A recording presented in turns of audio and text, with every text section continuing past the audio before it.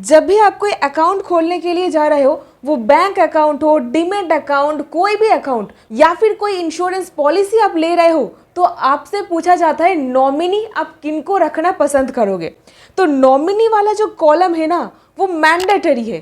तो यहीं पर आपको ये भी लगेगा कि आपके गुजर जाने के बाद अगर अकाउंट होल्डर को कुछ हो जाता है तो नॉमिनी को ही सारा का सारा धनराशि मिल जाएगा, लेकिन ऐसा होता नहीं है। आपको ये गलत लगता है।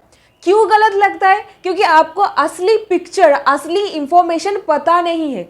As of 30 June 2025 Reserve Bank of India RBI के पास 58,330.26 करोड़ रुपए अनक्लेम्ड डिपॉजिट जमा है।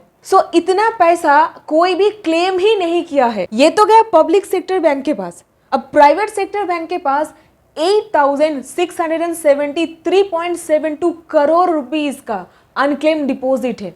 तो लागू होने जा रहा है क्लेम सेटलमेंट न्यू रूल्स। ये नए रूल के तहत नॉमिनी को हैंडओवर किया जाएगा डिसीज्ड व्यक्ति के धनराशि। तो यहीं पर एक छोटी सी रिक्वेस्ट, अगर इस वीडियो से आपको कुछ वैल्यू मिलता है, जरूर इसे एक लाइक, चैनल को सब्सक्राइब और अपने दोस्तों तक इसको पहुंचाइएगा, क्योंकि बहुत बार हम लोग वीडियो बनाते हैं लेकिन लोगों तक पहुंचता नहीं है।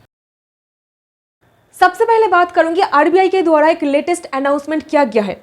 रिजर्व बैंक ऑफ इंडिया के गवर्नर संजय मल्होत्रा 6 अगस्त 2025 को एक अनाउंसमेंट किया है। बैंक होल्डर के गुजर जाने के बाद बैंक में मौजूदा पैसों को सेटल करने के लिए एक यूनिफॉर्म प्रोसेस को इंट्रोड्यूस किया जाएगा बहुत ही जल्दी, क्योंकि हमारे भारत में डिफरेंट बैंक्स है और इन लोगों के द्वारा अलग अलग प्रोसीजर फॉलो किया जाता है मृतक इंसान के जो पैसा है उसको सेटल करने के लिए। लीगल एयर या फिर नॉमिनी को अलग अलग प्रोसेस फॉलो करना पड़ता है। इसके चलते बहुत ही ज्यादा दिक्कतों का सामना करना पड़ता है नॉमिनी को या फिर लीगल एयर को। तो एक यूनिफॉर्म प्रोसेस जो पूरे इंडिया में फॉलो किया जाएगा, ऐसा एक सर्कुलर जल्दी लाया जाएगा, यह आरबीआई की तरफ से बताया जा रहा है। आरबीआई का बेसिकली मृत्यु होने के बाद ये जो क्लेम सेटलमेंट प्रोसेस है इसको स्टैंडर्डाइज करना एंड सिंप्लीफाई करना उद्देश्य है, ताकि मृत्यु होने के बाद जो नॉमिनी है उनके लिए ये प्रोसेस हैसल फ्री रहे, कोई भी दिक्कतों का सामना ना करना पड़े पैसों को क्लेम करने के वक्त। यहीं पर चलिए कुछ प्रावधानों के बारे में बात करते हैं।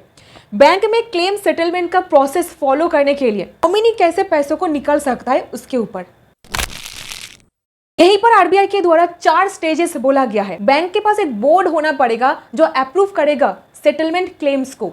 Number 2, banks shall have a board approved policy for nomination and release of contents of safety lockers, safety custody articles to the nominee and protection against notice of claims of other person। इस policy में ये बताया गया होना चाहिए locker या safe custody के सामान के लिए नॉमिनेशन का प्रोसेस क्या होगा, कैसे बैंक नॉमिनी को लॉकर का सामान देगा, और अगर कोई दूसरा व्यक्ति क्लेम करे तो नॉमिनी को कैसे प्रोटेक्शन मिलेगा। और ये पॉलिसी कानून के हिसाब से होना चाहिए। सबसे पहला बैंकिंग रेगुलेशन एक्ट 1949, इसके सेक्शन 45ZC टू 45ZF तक बताया गया है कैसे डील करना है।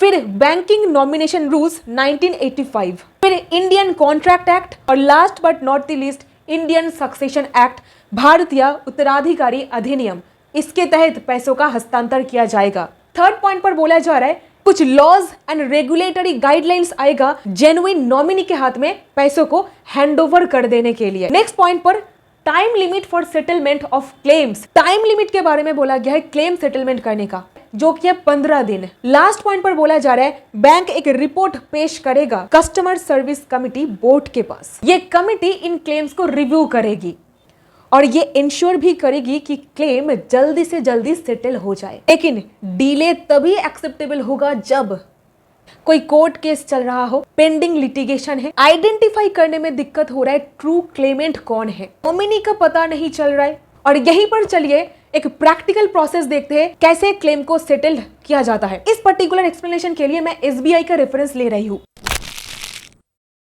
2 तरीका है डिसीज्ड व्यक्ति के लॉकर में मौजूद पैसा को क्लेम करने का।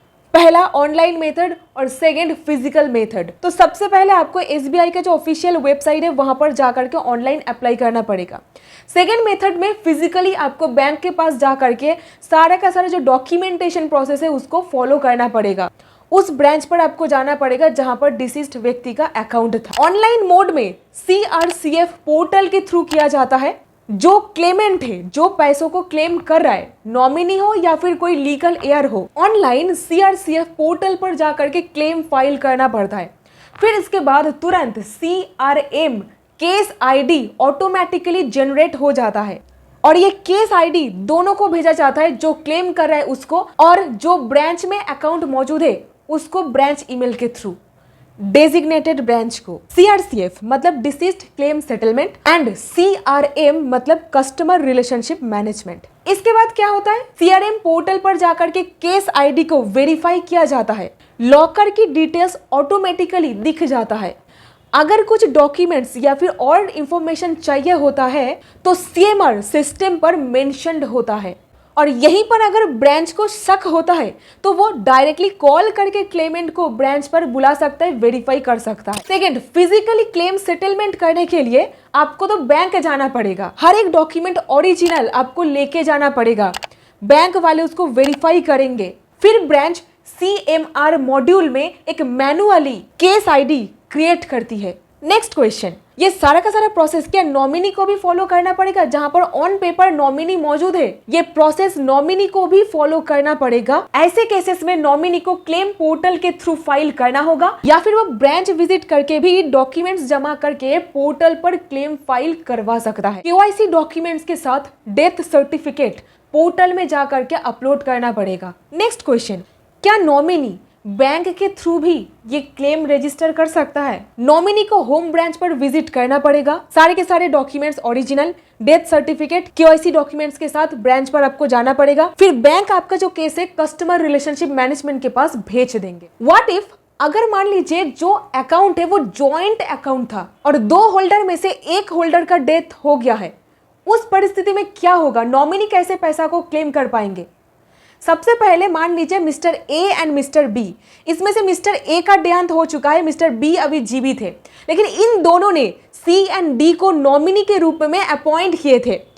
इस पर्टिकुलर सिचुएशन में B, C एंड D ये तीनों मिलकर के अकाउंट को सेटल करेंगे। और यहीं पर नेक्स्ट और सबसे इंपॉर्टेंट सवाल, मान लीजिए कोई नॉमिनी ही नहीं है, फिर उस परिस्थिति में क्या होगा? अगर लॉकर होल्डर की डेथ हो गई हो, नॉमिनी नहीं है, तो ये बहुत ही एक जटिल परिस्थिति हो जाता है। बैंक वाले आपको लॉकर का सीधा एक्सेस बिल्कुल भी नहीं देंगे, लीगल डॉक्यूमेंट्स दिखाना होगा। अगर कोई विल है तो वैलिड विल का probate. Number 2 succession certificate. Number 3 letter of administration. इनमें से कोई भी एक डॉक्यूमेंट देने के बाद बैंक लॉकर का सेटलमेंट कर देंगे। अगर आप कोई लीगल रिप्रेजेंटेटिव या फिर लीगल एयर हो तो, यानी कानूनी वारिस। और यहीं पर मान लीजिए आप एप्लीकेशन कर चुके हो, पता कैसे चलेगा आपका एप्लीकेशन का स्टेटस क्या है? बैंक वाले आपके एप्लीकेशन के ऊपर काम कर भी रहे हैं या फिर नहीं? सबसे पहले आपको जो CMR ID है वो आपको दिया जाएगा वाया SMS या फिर वाया ईमेल।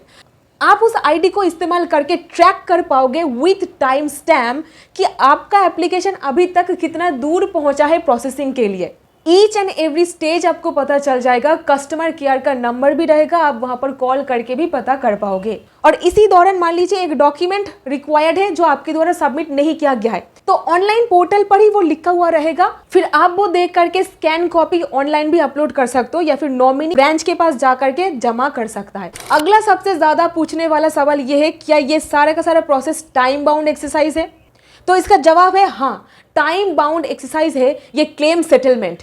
हर एक documents original, forms, format, locker का अगर चाबी आपके पास है तो हर एक चीज ले करके ब्रांच के पास आपको जाना पड़ेगा। आपका सिग्नेचर, आपका डॉक्यूमेंट्स, आपका फॉर्म सब कुछ वेरीफाई किया जाएगा। यहीं पर मान लीजिए आप डॉक्यूमेंट्स जमा नहीं करे हो तो फिर क्या होगा? आपको दिया जाएगा 3 रिमाइंडर SMS के थ्रू या फिर ईमेल के थ्रू।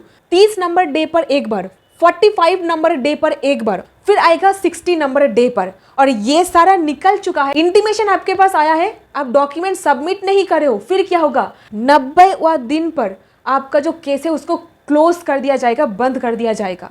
अभी सवाल आता है, क्लोज कर देने के बाद क्या आप फिर से कोई न्यू एप्लीकेशन कर पाओगे?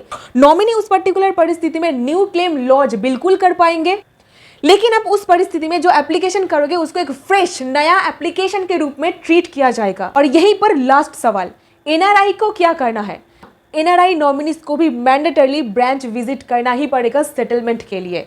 So that's it in this video. उम्मीद करते हो आपको इस वीडियो से कुछ ना कुछ वैल्यू मिला है। अगर मिला इसे एक लाइक, चैनल को सब्सक्राइब और जरूर इसको शेयर कीजिएगा। जय हिंद, जय भारत।